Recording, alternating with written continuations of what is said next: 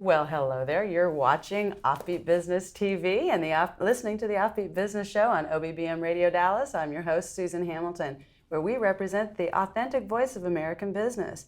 When you adequately look at American business today, 80% of micro to small businesses are family-owned businesses of 9 employees or less.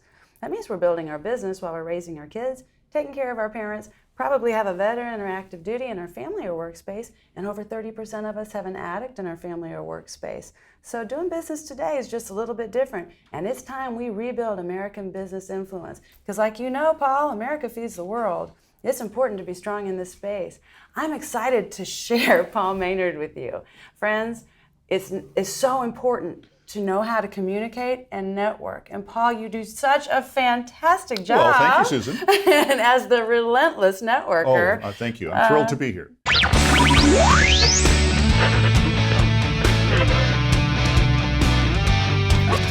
You're listening to the Offbeat Business Show, rebuilding American business influence locally, nationally, and abroad. Bringing you experienced insight for a strong, influential brand and successful life in business. Here's your host, Susan Hamilton. So tell us a little bit about that phrase. So you coined the Relentless Networker. Tell us how that came to be. Well, it's interesting. So a number of years ago, I was working for a small agency that wanted to have a presence made in the Dallas-Fort Worth area. And so they basically told me that, well, you'll network for a living for us. I thought, well, this is a great idea. I'll go out and do that. And I was blogging at the time and writing about some different things. I come from a trade show background, so I know a lot about meeting people face to face. And so I thought, well, this will be a great opportunity. So I went to a breakfast meeting one morning, and I ran into a friend of mine, and I went to a lunch meeting, and she was there as well. Well, by the time I got to the happy hour that night, well, she was there as well, and she looked at me, and I looked at her, and she said, well, you're quite the Relentless Networker, and it stuck. I stuck it on the blog. People started reading it, started writing about topics that were relevant to networking and the craft of networking, and it just worked.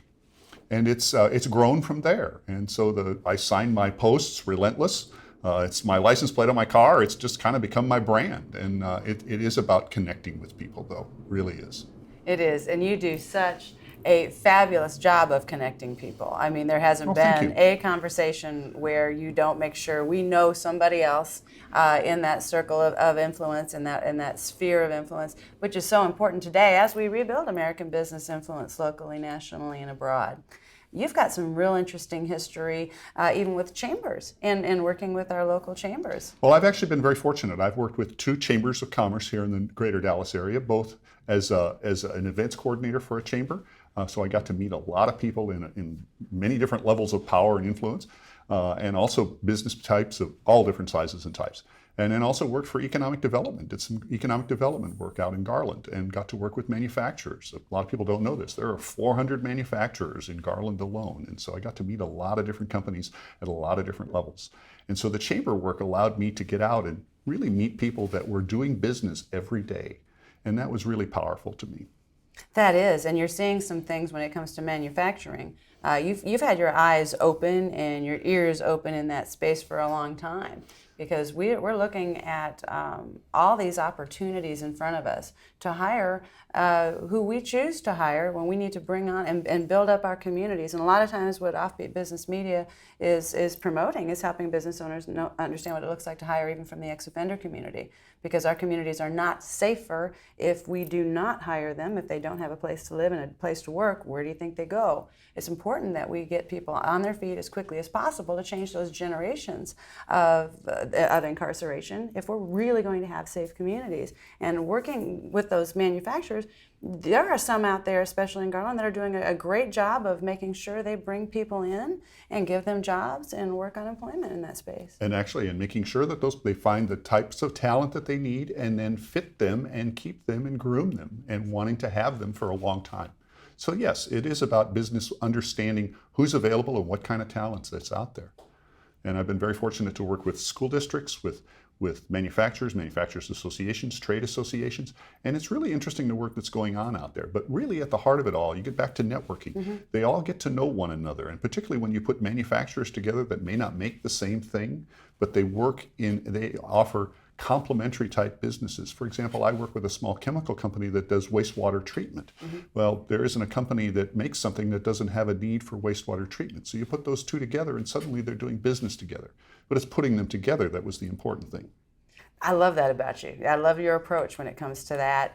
No doubt about it, where your heart is in this space. You want to make sure people know each other and they're actually getting things done. You've got a great approach with networking that I wanted to make sure that our audience understands, because you're like, hey, I met you and I can't wait to talk to you more. You really are, with that smile and that handshake and, hey, let's meet and lean in. You know a handful of things that really make it effective and promote long-term relationship from that very first hello. Tell us a little bit about how that comes around. And you talk about that very first hello. It's very important. One of the things that I used to teach in networking classes and still relate to people, there are 3 rules really that you need to keep in mind. One is patience. You have to have patience when you're trying to build a network. And we're talking about building a network, it's building relationships. So be patient. The second thing is be persistent. Keep at it. Don't just try it once and throw it off. It's not about going to a networking event, collecting a business card and immediately putting it in your pocket. It's about building that relationship. And the third rule, which is really the most important one, is it's not about you. You have to remember that it's about the person that's in front of you. We all love to talk about ourselves, but the point is that we should be more in the business of listening. And I think you have other people in your network that emphasize that same thing, whether you're a speaker, whether you're a business person of any kind. The point is that you need to listen. God gave you 2 ears and 1 mouth for a reason. And that is to listen more than you talk. And those 3 rules really have paid off tremendously. And I see them repeated over and over again in all different slices of business. That's absolutely true. 2 ears and 1 mouth to listen more effectively. Couldn't we get more done if we really stopped and listened to what's going on in somebody else's world?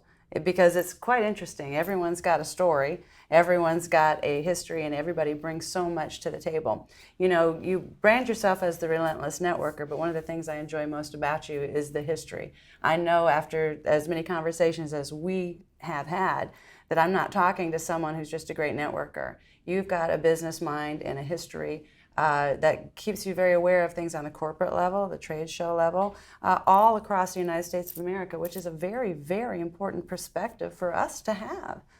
Well, thank you, and I appreciate that. You know, a friend of mine and I were talking about corporate experience, and regardless of the kind of business you've been, it's interesting. We have people that start in large businesses and go to small businesses. In fact, I have a group of friends that I meet to go fishing with every year. I lived in Minnesota for a time, and corporate headquarters for Honeywell was up there. I worked for Honeywell for many years. We talk about ourselves being members or graduates of the University of Honeywell. And it is true. I think whether it's Honeywell, whether it's Fujitsu, Boeing, Texas Instruments, around here it's Texas Instruments, you learn a lot from that corporate culture. They teach you process. They teach you the ways to manage things. There's a hierarchy to things. Well, many times you can get to small business. In fact, I was talking to a business consultant friend of mine who talks to small businesses, who coaches small businesses just yesterday. And he mentioned that that's one of the things that small businesses don't have. They're used to fire, aim, go. Let's just make sure it happens. And on the other hand, there's processes and things that they need to have that people like you and I can bring to that party because of our experience and our background. It is. The perspective, if we don't share it, we're operating in a vacuum. Yes. And it really doesn't do any good at all. So we love to be able to share that information. Tell me some of the things that you were exposed to even as a trade show event coordinator. Well, actually, what's been interesting about trade shows, I think that's where I really learned to meet people face to face, because there's nothing like being on the trade show floor. In fact, I just got back went to a series of trade shows just in the last few weeks. A security trade show, a water processes show, a restaurant show, and it's all the same, regardless of industry. It's about face-to-face connections and face-to-face communications.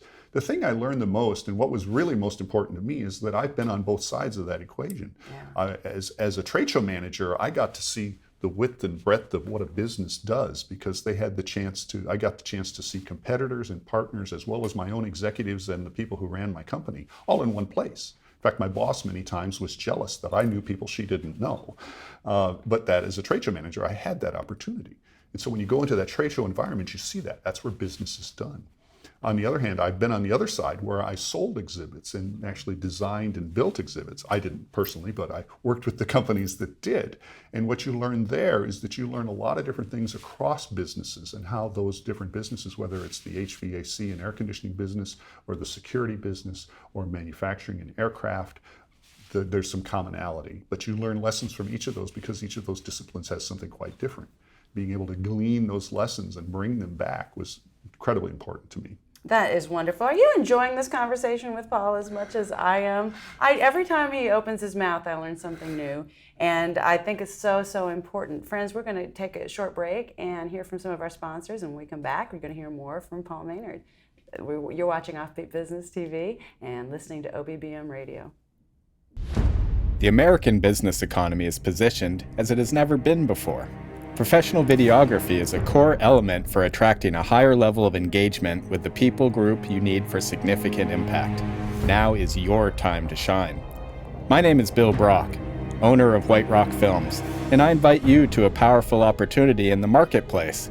An opportunity to draw excited people to your events, an opportunity to showcase your ideas on infrastructure, an opportunity to become known as the industry authority and enjoy the associated benefits of a strong, influential brand. Video highlights, video teaches. Video puts a resistant market at ease, and video stirs the hearts and imaginations of your allies and strategic client base. White Rock Films offers full audio, video production for businesses ready to embrace the future, handling your project with professionalism, experience, and polish unheard of in the industry. My name is Bill Brock, and White Rock Films wants your business. See us online at whiterockfilms.com. And we're back. You're watching Offbeat Business TV and listening to the Offbeat Business Show on OBBM Radio. This is Susan Hamilton, your host, and I'm talking with Paul Maynard, the Relentless Networker. And we're talking about all of this history that you have over the years when you've had the exposure to trade shows, to Honeywell, to chambers, and all the things that brings to the table. And I wanted to kind of recap that just a bit because it's my history as well on a little smaller scale. You talked about being exposed to those businesses on a management level. Mm-hmm. And at that point, I was writing. When I started in marketing, it was all about, hey, you can build a website, and that's important, but now we want it to be found, and so the blog is so important, and what can we do with that? And a lot of people struggled with that because you were selling not just a website, but now you're selling the content that goes with it to make that happen. That was never an easy sell. You know, people had a hard time understanding, well, why should I do that? And so often I would teach them, okay, this is how you do that, and so that your company could do it. And I think it gave me an exposure because you can't do it well unless you understand the business and understand the consumer for that business, whether it's another business or who it is you're talking to. And it does give you a breadth of knowledge and information and perspective that I don't think you have unless you've operated in that space and talked with both sides of the coin. Mm-hmm. So the things that you shared in our first half, I think were just terribly relevant, and it's one of the things I respect most about you. Well, thank you. And I think one of the things that you just pointed out is really important is understanding who your audience is, who you're speaking to. You know, in the first half, we talked a little bit about doing more listening than speaking. But you need to know that when you do speak, who you're speaking to or who you're listening to. I had a client a few years back that was struggling with who his clientele was. He had written a software that could help predict giving patterns for nonprofit organizations. We kept struggling with who it was. And he finally went away, and then he came back and he'd found a stock photo that he wanted to use and what this message was on his website. And he very proudly said, he described the demographics, the age of this person, how many jobs they'd had, how much money they had to raise. And then he finally turned the picture around and the website around and pointed it to me. And he said, we call her Melissa.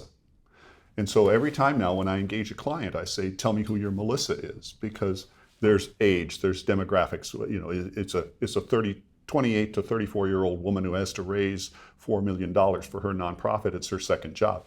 Can you describe Melissa? Right. And I think we all need to understand that. Everybody has a Melissa. Everybody has someone that they're targeting that they have to speak to. So you have to have those intelligent questions to ask once you know who that person is, or the right information, as you've mentioned, content to deliver to that person.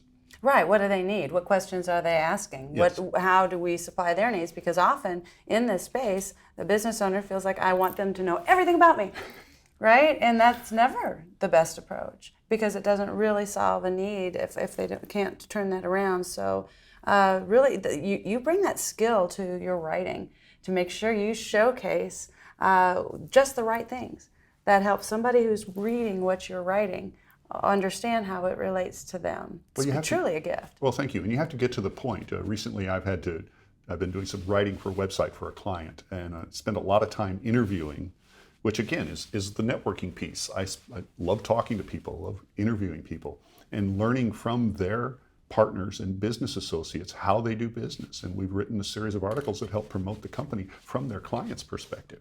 And it's really been helpful. But spending time with them, I after each successive one, I learned more about what to ask, even though I had a pretty good background on the client, my client, but I had a better picture once I talked to them. And now that I've spent a year with this particular client, I don't know what I would have done a year ago because I know so much more now. And it is time. We were talking earlier before we came on the air that it takes people time to get to know you. We used to jokingly say it's the novena. It's 3 times, 3, 6, or 9 times before people actually figure out who you are.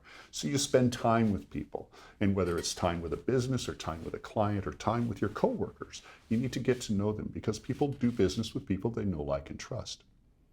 It's important, and at the same time, when you're looking at this group, there's a lot of distractions, and you got to get back out there. Mm-hmm. You just got to keep going back, right? There's different times in your life when you're going to be a little bit more out there, pulling in and pulling out. The bottom line is just keep going back. Just keep going back. Just keep going back because those people are so valuable. Those relationships, we know right now everyone it's going to take to get those goals and dreams and ambitions that we have in our business, don't we? On the other hand, when you talk about networking events, let's just get right down to brass tacks about networking events. We were talking earlier about that. Many times you can overdo it. Don't keep going to the same well. Mix it up a little bit. Find different networking events. They all have a shelf life. Sometimes you can go to one every week for 10 years, or you can go to one for once. I actually went to a networking event. I went once. I met a person who turned into a multi-year client because she turned to me and said, "Are you going back to that?" And I said, "No." And she says, "Neither am I. Let's talk." And so a lot of times those opportunities happen once, but they all have a shelf life, and you need to evaluate where you're networking and how you're networking on a regular basis. It's not just collecting business cards and showing up. Showing up is, how is it? Woody Allen is attributed to so many different people. 50 to 70% of it is, or 90% of it is showing up. Well, yes, but then you got to know what you're doing when you're there. Do your homework, ask questions, know when to speak, know when not to speak. There's a craft to networking. Oh, you got that right. What a skill, right? It's one thing to know how to have that conversation, but by developing that out, you've got a skill that will take your business to the next level, take your relationships, develop your influence in the community to such a degree. And we just really have to do that now. Yes. We have to. Paul, I love your Twitter account. I love how you're putting out these networking tips and helping the communities just remind them with those little one-liners that matter so much, which is great because your network includes the local Dallas chambers. Every time you're putting something out, that stuff's getting seen and getting shared. And when you've got those little one-liners of networking tip, those are helpful things. You do a good job of. Well, thank you. Up and with that actually grew out of a speaking engagement I had. I was asked to promote. Maybe I've told you this story. I had to promote that. And we had to use a particular hashtag. And I did that until I did the speaking engagement. And then through the speaking engagement, I thought, well, wait a minute, this still works. So daily tips on about taking action, about presenting business cards. Never go anyplace without a business card. As inane as that, or as something as specific about make eye contact. Mm-hmm. But I've done over 500 of them every day. And they're out there and they're being reused. And they show up on my Twitter account with the hashtag Power Networking. As the daily networking tip. They're also there on my LinkedIn page, and they're also on my business Facebook page. Yeah, and because you're out there in front of people, this is one of the things I love about Paul also. You set such a great example that as busy as you are, as relentless as you are in getting out there in the community, what are you doing every Saturday morning? What? What am I doing every Saturday morning? I'm either on the bike or I'm running with somebody. That's right. And I've met more interesting people running beside them or on the bike next to them than I can count. Yes. And so that's an example for what good is great business if you don't take care of yourself? Oh, absolutely. then you're down. You have to be healthy. You have to be healthy, you have to be spot on, and really take advantage of everything that the community has to offer. And then you get to share what's going on, because you like to get out around White Rock Lake. Oh, yeah. Beautiful community over there. Oh, thank you. Yeah. So how can we get in touch with you, Paul? How can our audience know how to reach out to you? Well, you can find me on my website, which is paullemaynard.com, or you can find me on Twitter at paulem53, or you can find me on my Facebook page, The Relentless Networker. But you can also I have an associated one. Actually, it's my test bed. I don't know if you know about my dog. I use my dog has a Twitter account. He has almost 200 followers, and I use him as a test bed for a lot of marketing ideas that have worked. And so that's at Harry Discovers. And so those are things that are ways you'll see a lot of ideas about networking, about reaching out to people. And they've all been, it's about creativity and the people that I connect with, and I tell other people's stories, basically. That's excellent. You know, when you're connecting with Paul, you're not just connecting with the networker.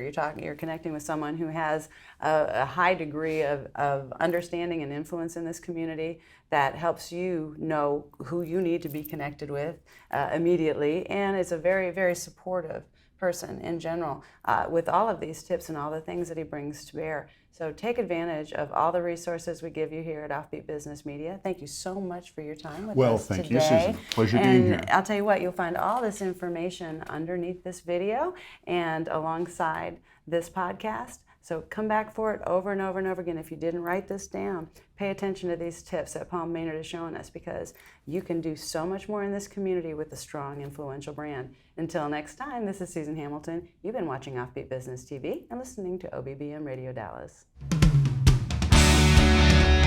You've been listening to the Offbeat Business Show. Find our lineup, podcast, magazine, event calendar, and sponsor information, even our membership directory, all available on the Offbeat Business app or at offbeatbusiness.com. Download the Offbeat Business app today. Take this for me, but